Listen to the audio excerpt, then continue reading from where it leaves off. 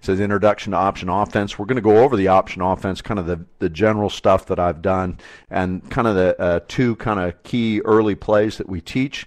Zone dive that we'll call either bazooka dive or veer dive, depending on the way that we're running it. And also, you know, the triple option, the main one that we run, which is an inside veer. We're basically either going to hand off to the fullback over the guard, or our quarterback's going to keep it around the tackle, or we're going to pitch it out to an A-back that's trailing the play. Again, my contact information, as Rob mentioned, youthoptionfootball.com. On Twitter, it's at Coach Jim Adam, and you can always exchange emails with me at coachjimadam@gmail.com.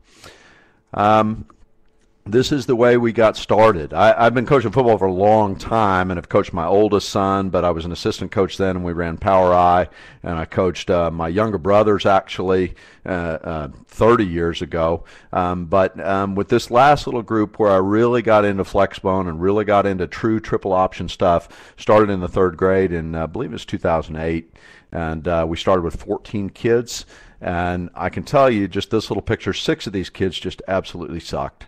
I love them, but they were terrible. And 2 of them the league gave me because no one else would take them. We just didn't have enough. Our good players, the second grade coach absconded with and went off to another league, which I thought was ridiculous. I don't know how you can tell who the good players are in second grade, but evidently my kid wasn't one of them. And so the area director put out a call a week before practice started and said, hey, we think we've got a third grade team put together in this area, but we don't have a coach. And my wife saw that email and she said, you should do that. And I said, you're absolutely crazy. I should not do that. That's nuts. I don't have the time. I don't want to be able to do it. And she said, no. She says, I know that you'll do a good job. And that's really all she was thinking about. And so I said, okay, fine. And I wrote back to the area director and I said, okay, I'll assist. And I told him kind of what my background was. And he says, well, you're my best candidate to be the head coach.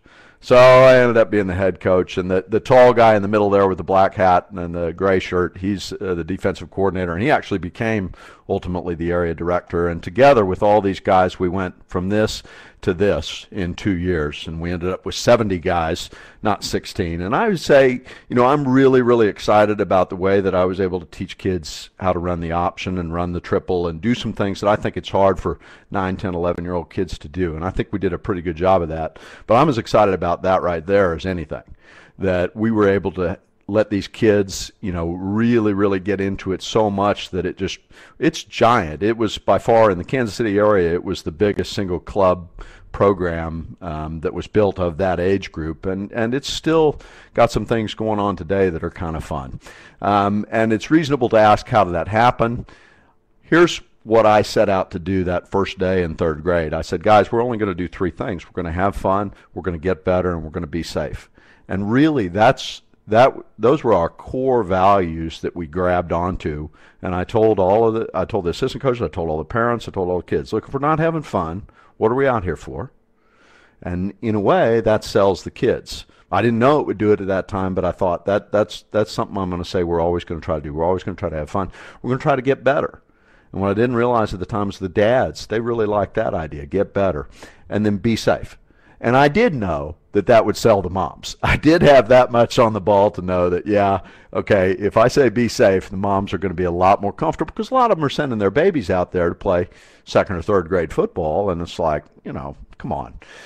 Really? We're going to play tackle football at that measure? But you can do it. And so I think you set up those 3 things as core values that you'll die in the ditch for. Hey, if we do something and it's not fun and it drives a kid away from football, it wasn't worth it.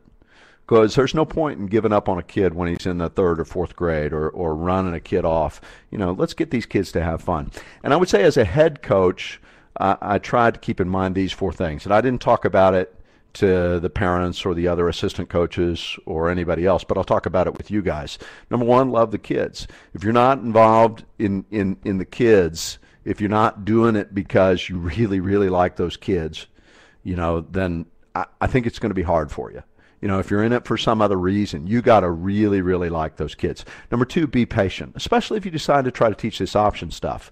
You know, you're going to have some failures, and you need to celebrate the successes that you do have, and that goes hand in hand with being patient.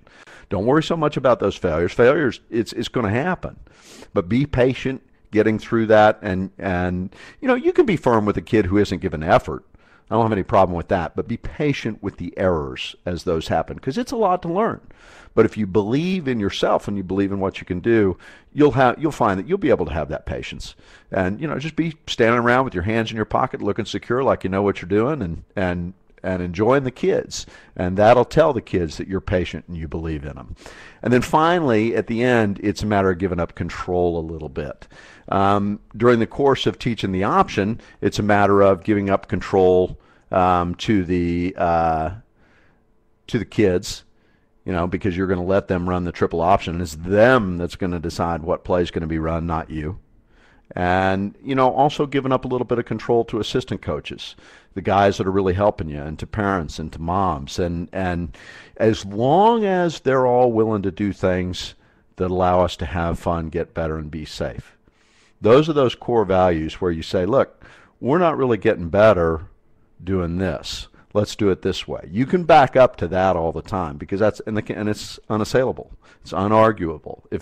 Hey, you know what? That drill, that just isn't any fun. We're not going to run 50 wind sprints. I mean, they may need it, but we're going to find other ways to condition them, because it wasn't just fun. I'm not going to drive a kid off the team. And that's where you kind of draw the line as a head coach. You're in charge of those core values.